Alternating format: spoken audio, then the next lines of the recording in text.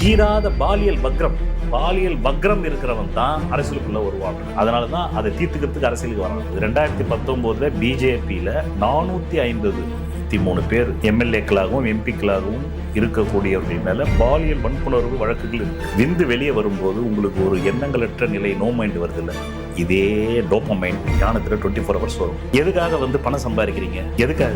பால் உறவு வேட்கை தானே. இன்னும் அதிகமான பணம் இருந்தா நிறைய மனைவிகளை வச்சுக்கலாம். ஒரு பணக்காரனுக்கு 100 பொண்டாட்டி கூட இருக்கலாம். செக்ஸ், பவர், மணி ஏன் அதிகமா சேர்க்கணும்னு நினைக்கிறீங்கன்னா, செக்ஸ் கேன் பர்ச்சேஸ். பவர் இருந்தா ஈஸியா செக்ஸை பர்ச்சேஸ் பண்ணிடலாம். அரசியல் பவர் இருந்தா செக்ஸை பர்ச்சேஸ் பண்ணலாம். உங்களுக்கு பணம் இருந்தாலும் செக்ஸை பர்ச்சேஸ் பண்ணலாம். இல்லைன்னா பணம் எதுக்கு? இந்த விந்து வெளி வரும்போது என்ன சுகம் கிடைக்குதோ அதே சுகம் தியானத்துல கிடைக்கும். 100 பெண்ணுங்களை கல்யாணம் பண்ணா பணம் சம்பாதிக்கிறேன். அந்த விந்து வெளியே வரணும் ஒவ்வொரு பெண்ணுகிட்டும். அது எனக்கு வருது தியானம். எனக்கு எதுக்கு பணம்? உங்கள் வாழ்க்கையில் விடை காண முடியாத கேள்விகளுக்கு விடை சொல்ல வருகிறார் the one and only Hattrick Success Astrologer in India. ஜோதிட சத்குருஜி மெஹரு தன் சுய ஜாதகத்தின் மூலம் விழிப்புணர்வு பெற்ற ஒரு மறைபொருள் ஞானி. நீங்க நாடாளும் ஜாதகம் இருந்தால், நீங்கள் பிராமண குலத்தில் பிறந்திருந்தால், அதுக்காக ஜோதிஷம் அவனை நாடாளும் சொல்லலையே. பிராமண குலத்தில் பிறந்தவனுக்கு நாடாளும் யோகம் இருந்தால் ஹோமங்கள் செய்து பூசாரியாகி தலைமை பீடாதிபதியாக வரலாம். ஏன்னா வேதம் என்ன சொல்லுது தெரியுமா? பிராமண உயர்ந்ததா சொல்லவே இல்லை. உண்மையான வேதம் என்ன சொல்லுதுன்னா, பிராமணர்கள் பிச்சை எடுத்து உண்ண வேண்டும் சொல்லுது. ஏன்னா அவனுக்கு பற்று இருக்கக்கூடாது. பற்று இருந்தா அவன் எப்படி கடவுளை பத்தி உனக்கு போதிப்பான்? நானே ஒரு பொண்டாட்டியை வச்சுக்கணும், 2வது பொண்டாட்டியை வச்சுக்கணும், 3வது பொண்டாட்டியை வச்சுக்கணும், இவங்களுக்கு 10 கோடி சம்பாதிக்கணும்னா நான் எப்படி வேதத்தை உனக்கு ஓதுவேன்? அதுக்கான வேலையை தான் நான் போவேன். உனக்கு சத்தியத்தை பேசணும் இல்லை பிராமணன். உனக்கு கடவுளுக்கும் உனக்கு கனெக்ட் பண்றவன் தான் சார் பிராமணன். அதனால தான் பிச்சை எடுத்து சாப்பிடணும்னு வேதம் சொல்லுது, நான் சொல்லவில்லை. பிராமணர்கள் பிச்சை எடுத்து உண்ண வேண்டும். பிறகு குளோபலைசேஷன்ல எல்லாரும் படிச்சு வந்துட்டான். ஏன்னா இப்ப வேதத்தை மரபாக வைத்து ஃபாலோ பண்ற சமுதாயத்தில் இல்ல. அப்ப அவன் பிச்சை எடுத்தாக்க கூட போட மாட்டாங்க இன்னைக்கு யாரும்.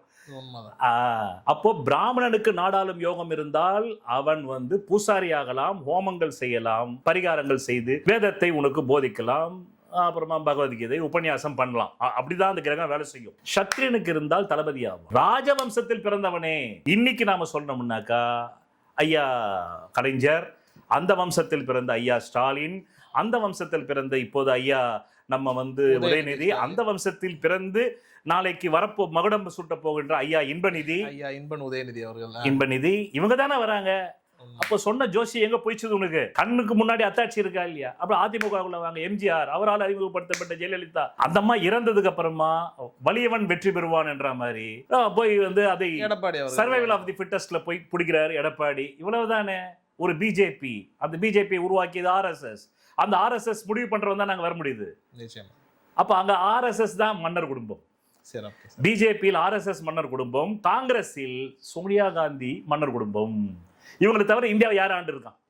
யாருமே இல்லையா? அவ்வளவுதான். அப்ப ஜோசியம் கரெக்டா வருதா இல்லையா? இந்த ஜோசியம் பாரத தேசத்துல தான் தோன்றுச்சு. இங்கதான் இதை வரன்முறைப்படுத்தப்பட்டது. அதனால இந்த தேசத்துக்கு நல்லா வேலை செய்யுது. இதை உடைக்கணும்னாக்கா வாங்க 1000 அம்பேத்கர்கள் தேவை. ஒரு அம்பேத்கர் பத்தாது. சட்டத்துக்கு தான் அம்பேத்கர். இப்ப ராணுவத்தில் ஒரு அம்பேத்கர் வரணும். ராணுவ புரட்சி வெடிக்கணும் இல்ல, ஆட்சி மாற்றம், ராணுவ புரட்சி வரணும். அரசியல்ல ஒரு அம்பேத்கர் பத்தாது, 100 அம்பேத்கர் வேணும். அது மட்டும் பத்தாது, எல்லா துறையிலும் 100 பேர் வரணும். புரியுதா உங்களுக்கு? பகுத்தறிவில் ஒரு 100 பேர் வரணும். 100 பெரியார் வரணும். ஒரு பெரியார் பத்தாது. 140 கோடி பேருக்கு ஒரு பெரியார் எப்படி பத்தோம்? நிச்சயமா. மாநிலத்துக்கு 10 பெரியார் வரணும். மாநிலத்துக்கு 10 அம்பேத்கர் வரணும். மாநிலத்துக்கு படை தளபதிகள், வீரமான படை தளபதி சத்ரபதி சிவாஜி மாதிரி வரணும். சத்ரபதி வேணாம், இது மாத்தலாம்பா, சிஸ்டத்தை மாத்துப்பாது. அது என்னப்பா? அது ஜோதிட சிஸ்டத்தை மாத்திடலாம்ப்பா. நம்ம வேணாம்ப்பா, அரசு குடும்பத்தில் பிறந்தவன் தான் வருவானா? வரக்கூடாதுப்பா, யார் வேணா வரலான்னு மாத்துங்க. அமெரிக்கா மாதிரி கொண்டு வாங்க. அதனாலதான் யுனைடெட் ஸ்டேட்ஸ்ன்றான். எல்லாத்தையும் ஒருங்கிணைந்த நாடாதான் அது இருக்குது. நீங்க அமெரிக்காவோட சிஸ்டத்தை கொண்டு வாங்க. இங்க இன்னும் இங்க பரம்பரை சிஸ்டம் தானே வச்சிருக்கீங்க. மாறும்போது ஜோதிஷத்துல ஏற்கனவே சொல்லியிருக்காங்கல்ல, கால தேச வர்த்தமானத்துக்கு வேலை செய்யும். அப்ப இந்த கோள்கள் அப்படி வேலை செய்யும். நீ மாத்திட்டேன்னு வச்சுக்க சிஸ்டத்தை, அப்போ அமெரிக்கா மாதிரி வேலை செய்யும். அமெரிக்கால கற்பர் இனத்தை சேர்ந்த ஓபாமா வரலையா? ஆனாலும் அங்கேயும் மன்னர் சிஸ்டம் இருக்கு. அதான் ஓஷோ என்ன சொல்றாரு, பிராமண சத்திரிய வைசிய சூத்திரன் இந்தியாவில் மட்டும் இல்ல. நீங்க இதை தப்பா புரிஞ்சுக்கிட்டு உங்களை தாழ்வா புரிஞ்சுக்கணும்னா இப்படி புரிஞ்சுக்கிங்க. அதனால எனக்கு எந்த சங்கடமும் இல்லை. இது ஒவ்வொரு ஜாதியிலும் குறிப்பிட்ட ஆத்மாக்கள் பிறக்கும்படி ஒரு சயின்டிபிக் மெத்தடாலஜியை பண்ணியிருந்தது பாரத தேசம். ஏனால் தொன்மையான சமூகம் பாரத தேசம். இப்போ அமெரிக்காவில் எடுத்துக்கிட்டீங்கன்னா பிறப்பால் அவன் பிராமணன் இல்லை. எவன்லாம் சயின்டிஸ்டோ அவன்லாம் பிராமணன் தான். எவனெல்லாம் போர் வெறியனோ அவன் சத்திரியன் தான். எவனெல்லாம் வணிகனோ அவன் வைசியன் தான். எவனெல்லாம் சேவை மனப்பான்மை உள்ளவனோ அவன்லாம் சூத்திரன் தான். வேற ஒன்றும் கிடையாது. சனியை சூத்திரன்னு சொல்றோம். சனி தான் நரம்புக்கு அதிபதி. அப்போ பிராமண உடம்புல நரம்பு கோணிடர் மரணம் வருமா இல்லையா? ரத்தம் போகாது பிரெயினுக்கு. ரஜினிக்கு அதனால தானே ரத்தம் போலன்னு கொண்டு போய் அவருக்கு பின்னாடி வந்து ஒரு ஆப்ரேஷன் பண்ணாங்க. அப்போ பிராமண உடம்புல நரம்பு வேணுமா வேணாமா? நிச்சயமா. நரம்பு இல்லைன்னா நீங்க அவ்வளவுதானே. ரத்தம் மூளைக்கு போலனாக்கா உங்களுக்கு மூளைச்சாவு வந்துருமே. அப்போ இது ஒரு கிளாசிபிகேஷன், இது ஒரு மெத்தடாலஜி. ஆனால் பின்னாடி வந்த பிராமணர்கள் இதை வந்து தங்களுக்கு ஆசைக்காக பயன்படுத்தியதால் அந்த சூத்திரர்கள் நசுக்கப்பட்டார்கள். பாவம், அவர்கள் வந்து இதை புரிந்து கொள்ளவில்லை. புரிந்து கொள்ளாமல் இதை வந்து அடக்கியது ஒரு சில சுயநல பிராமணர்கள். ஆனால் இதை செய்த முன்னோர்கள் யாரையும் அடக்க வேண்டும் என்பது செய்யவில்லை. பின்னாடி வந்து எப்பவுமே அப்படித்தானே சார். ஒரு ஆபீஸ்ல ஒரு ஜிஎம் போறாரு, இன்னொரு ஜிஎம் வராரு. அவன் ஒரு சுயநலவாதியானாக்கா எல்லா பைலாவும் அவனுக்கு ஏற்ற மாதிரி மாத்துவான் இல்ல? உண்மைதான். அவன் அந்த பைலாவை மாத்துவான் இல்ல? மாத்தி இல்ல அதே பைலாவை மாத்தாம அதை திருச்சி சொல்லுவான் இல்ல? அடிமைப்படத்துக்கு தாண்டா சொன்னான் சொல்லலாம் இல்ல? 20,000 வருட சங்கிலி இந்த பிராமண வைசிய சத்திரிய சூத்திரம். இந்த 20,000 வைசிய சங்கிலியில எல்லாருமே நல்லவன் தாங்க வந்து உட்காந்துருப்பான்னு யாருக்கு தெரியும்? பிராமண ஒரு சுயநலவாதி வந்து அவன் கம்யூனிட்டி மாத்திரம் தூக்கணும்ன்றது மாதிரி வந்திருப்பான். அதுக்காக நீ ஒரு சயின்ஸே தப்பான்னு சொல்லுவியா நீ? சரி, இப்போ அதே மாதிரி வந்துட்டு இப்போ சயின்ஸ் தப்பத்துக்கு, சயின்ஸ் வந்து மக்களை கொல்றதுக்கும் பயன்படுதா இல்லையா? ஆமா, கண்டிப்பா பயன்படுது. அணுகுண்டு போட்டாக்க நாடே அழியும். அதுக்காக அணுகுண்டு ஏன் தயாரிச்சவன் வந்து ஐன்ஸ்டீன் வந்து நீ என்ன சொல்ற? நீ தயாரிச்சதாண்டா அவன் போடுறான். நீ தாண்டா அணுகுண்டு போடுறதுக்கே வந்து காரணம்னா சயின்டிஸ்டை நம்ம சொல்ல முடியுமா? ஐன்ஸ்டீனையும் ஓப்பனிமரையும் அந்த மாதிரி இது ஒரு சயின்ஸ் அவன் கண்டுபிடிச்சான். அதை மேனிப்புலேட் பண்றான்டான்னா அந்த மேனிப்புலேட் பண்றவனை கலையப்பார். சரி, இப்போ நீங்க த்ரிஷாவனுடைய ஜாதகத்தை வச்சு நீங்க பார்க்கும்போது இப்போ அரசியல் சாத்தியம் இல்லை அப்படின்னு சொல்லிட்டீங்க இல்லையா? ஏன் சாத்தியம் இல்லைனாக்கா ஆள் இல்ல, அது கரெக்டான ஆள் இல்ல. அவர் ராஜவம்சத்துல வரலையே. வரல. அந்த அம்மா வந்து சிஎம் ஆகணும்னா ஒண்ணு ஸ்டாலின் ஐயா குடும்பத்துல பிறந்திருக்கணும். இப்படி ஏதாவது ஒண்ணு இருந்து உங்களுக்கான வாய்ப்புகள் உண்டு. இப்போ இல்லையா? நம்ம சோனியா காந்தி அம்மா குடும்பத்துல பிறந்திருக்கணும் இந்தியாவா இருந்தா. அதுக்கு மீறி வரணும்னாக்கா வரலாம். எம்ஜிஆர் மாதிரி ஒரு ஆள் வரலாம். அது வந்து 42 வயசுக்கு மேல ஆரம்பிக்க கூடாது. உங்க கேரியர் 20ல இருந்து ஆரம்பிச்சிருந்தா அப்ப சாத்தியமா இருக்கும். இல்ல இப்பயாவது ஒரு கட்சி ஆரம்பிக்கணும். அப்படி ஆரம்பிச்சாலும் வர முடியாது. அம்சத்துல சூரியன் நீச்சமாச்சே. உச்சன் பார்த்தா பிச்சனாச்சே. பிச்சை எடுக்கணுமே. அப்ப 42 வயசுல நீ ஆரம்பிச்சு உன்னுடைய கொள்கை கோட்பாட்டை எல்லாம் சொல்லி முடிச்சு மக்கள் கிட்ட போறதுக்கே 10 வருஷம். 52 அப்ப நீ அவர் 55 வயசுல வாழணும்னா இன்னைக்காவது கட்சி ஆரம்பிக்கணும் இல்ல?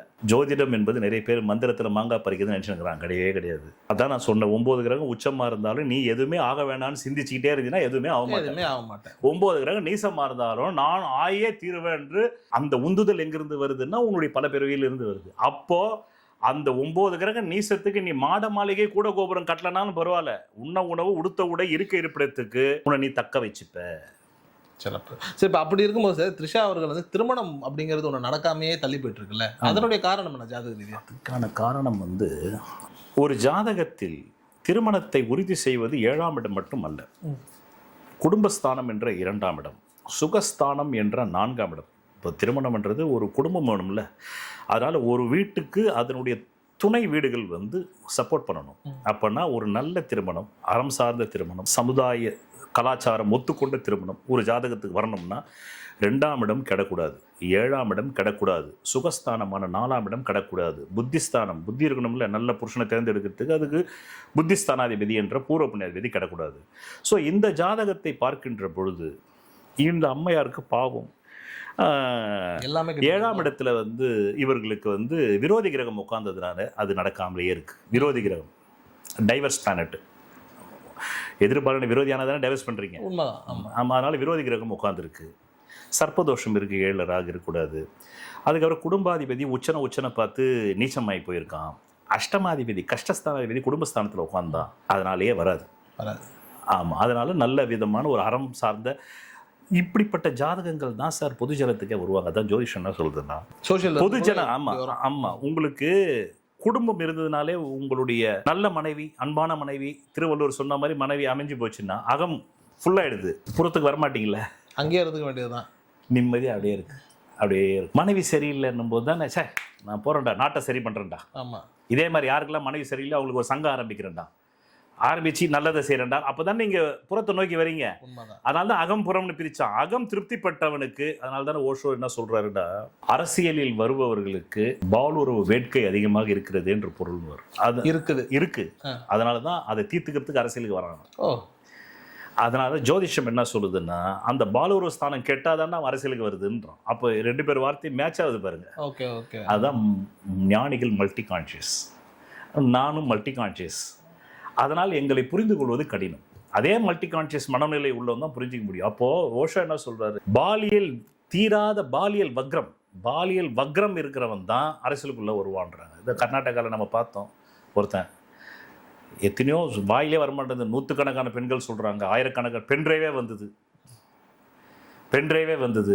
கடைசியில் அவனை வந்து ஏதோ லைஃப் சென்டென்ஸ் கொடுத்து 2019 பிஜேபியில் 453 பேர் எம்எல்ஏக்களாகவும் எம்பிக்களாகவும் இருக்கக்கூடியவர்கள் மேலே பாலியல் வன்புணர்வு வழக்குகள் இருக்குது. எத்தனை பேர் மேலே? 453 பேரில். இப்படி எல்லா கட்சியிலையுமே இருக்குது. எம்எல்ஏக்களாகவும் எம்பிக்களாகவும் இருக்கக்கூடியவர்கள் மேலே பாலியல் வன்புணர்வு வழக்குகள் இருக்குது. எத்தனை பேர் மேலே? 453 பேரில். இப்படி எல்லா கட்சியிலையுமே இருக்குது. மாட்டினதுனால ஒரு கட்சியை பேசுகிறோம் நம்ம, இந்த மாதிரி எல்லா கட்சியிலையும் இருக்குது. எல்லா கட்சியிலையும் இருக்குது. அது புள்ளி விவரம் அவன் பிஜேபிக்கு மட்டும் கொடுத்துருந்தான். இப்படி புள்ளி விவரம் எடுத்தால் எல்லா கட்சியிலையும் இருக்குது. அப்போது ஜோதிஷம் என்ன சொல்லுது, ஏன் 7ஆம் இடம் கேட்டால் அவன் அரசியலுக்கு வரான்னா பொது வாழ்க்கை. ஏன் 7ஆம் இடம் கேட்டாக்கா அவன் கலைத்துறைக்குள்ளே வரான், அதுவும் பிறரை மகிழ்விக்கும் வாழ்க்கை. ஏன்னா 7ஆம் இடம் நல்லா இருந்தால் போதுமேங்க, உங்களுக்கு எதுக்கு பொது வாழ்க்கைக்குள்ளே நான் வரணும்? என்னுடைய அகம் சந்தோஷமாயிடுச்சு. அதான் பகவான் ஓஷோ சொல்வார், I can guarantee all the success is not in outside இன்சைடுன்னு. ஏன் ஞானிகள் வரமாட்டேன்றான்? அகம் ஃபுல்லாகிடுச்சு. ஏன் ஒரு ரமண மகர்ஷி வந்து அரசியலுக்கு வரமாட்டேன்? ஞானம்ன்றது ஒன்றும் கிடையாது. நிறைய பேர் விஷயம் தெரியாது. தியானம்ன்றது ஒன்றும் கிடையாது. விந்து வெளியே வரும்போது உங்களுக்கு ஒரு எண்ணங்களற்ற நிலை, நோ மைண்ட் வருது இல்லை, இதே டோப்பமைன் தியானத்தில் 24 hours வரும். எதுக்காக வந்து பணம் சம்பாதிக்கிறீங்க? எதுக்காக? பால் உறவு வேட்கை தானே. கட்டிய மனைவியை நல்லா வச்சுக்கணும், அது ஒரு வேட்கை தானே. இன்னும் அதிகமான பணம் இருந்தால் நிறைய மனைவிகளை வச்சுக்கலாம். மன்னர்கள்லாம் வச்சுக்கிட்டாங்க அந்த காலத்தில். இன்றைக்கும் பணக்காரன் வச்சுக்கிறா, நமக்கு தெரியாது. யாருக்கு தெரியும்? பிரச்சனை வெளியே வரும்போது தானே மாதம்பட்டி ரங்கஜாஜி தான் உங்களுக்கு தெரியும். அது முன்னாடி தெரியுமா உங்களுக்கு? பத்திரிகையாளர்கள் வேறு வேலை இல்லையா? எந்தெந்த பணக்கார பின்னாடி எத்தனை பொண்டாடி இருக்குதுன்னு போய் ஆராய்ச்சியாக பண்ணுவோம். அவன் சமூகத்துக்கு சீர்கேடு வரக்கூடிய விஷயங்களில் தான் போய் அவன் வந்து தகல்கா மாதிரி அவன் இன்வெஸ்டிகேட் பண்ணுவான். ஒரு பணக்காரனுக்கு 100 பொண்டாட்டி கூட இருக்கலாம், நமக்கு தெரியுமா? தெரியாது. அதாங்க. அதனால தான் ஜோதிஷத்தில் பணஸ்தானமும் பாலுரோ ஸ்தானமும் ஒன்றா வரும்.